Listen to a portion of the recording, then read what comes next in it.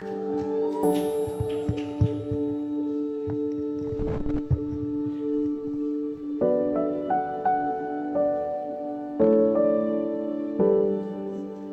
ka na, kabataan? Kamusta ang pinakamalakas na parte ng simbahan?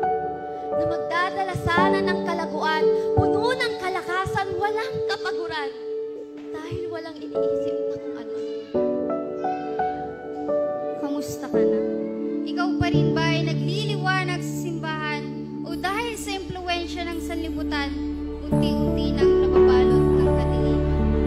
Dala ang sanlibutan sa loob ng simbahan, sumisigaw ng first blood. Ngunit ang precious blood, di mo man lang pahalagahan. Di mo ma-share sa iyong kaibigan, kapatid at sa iyong magulang. Inuubos ang oras sa mga walang kwentang bagay habang ang mga mahal mo sa buhay ay nag-aalangang magkaroon ng walang hanggang buhay. Kamusta ka na, kabataan? Hanggang ngayon mo ba'y nagbibingi-bingihan? Nagbubulag-bulagan sa mga tunay na kaganapan na nangyayari sa sanlibutan? Na kahit alam mong paulit-ulit ka ng pinagtatawanan ng mga demonyo ng dahil sa iyong kalagayan, gumising ka, kabataan. Gumising ka, kabataan! Kamusta ka na, kabataan? Na sinasabi mong balot ng kabanalan, ngunit pagdating sa kasuotan, walang pinagkaiba sa sanlibutan. Na akala mo ikaw ay sexy, ngunit galit ang Diyos na nagsasabi, young people! Ingatan mo ang iyong sarili.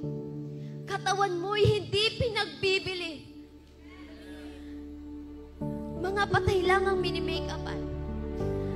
Ikaw ay buhay pa, humihinga pa, kaya wag mo namang pahintulutan na pinturahan ka nila.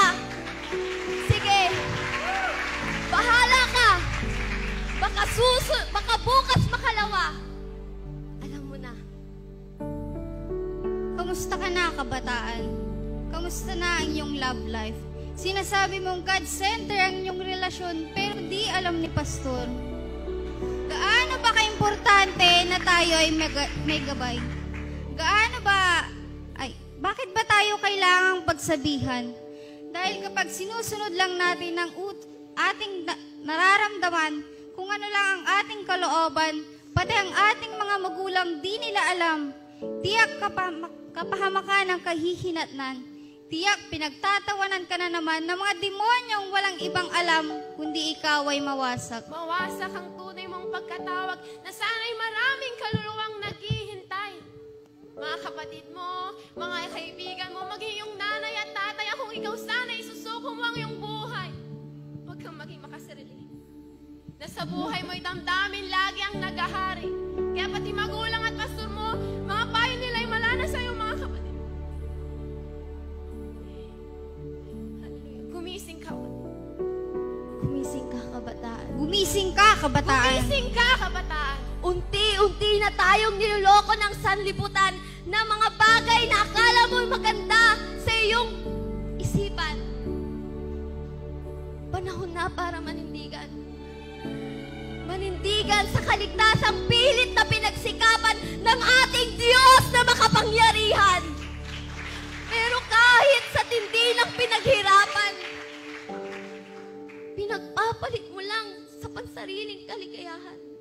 Bumangon ka. Umayos ka. Gumising ka! Binago ka na ng Diyos! Ligtas ka na ng Diyos. Mahal ka ng Diyos. Kaya huwag mo sanang sayangin ang kaligtasang pilit na pinaghirapan ng Diyos. Dahil lahat masasayang lang din kung sa impyerno rin lang tayo dadalhin. To God be all the glory.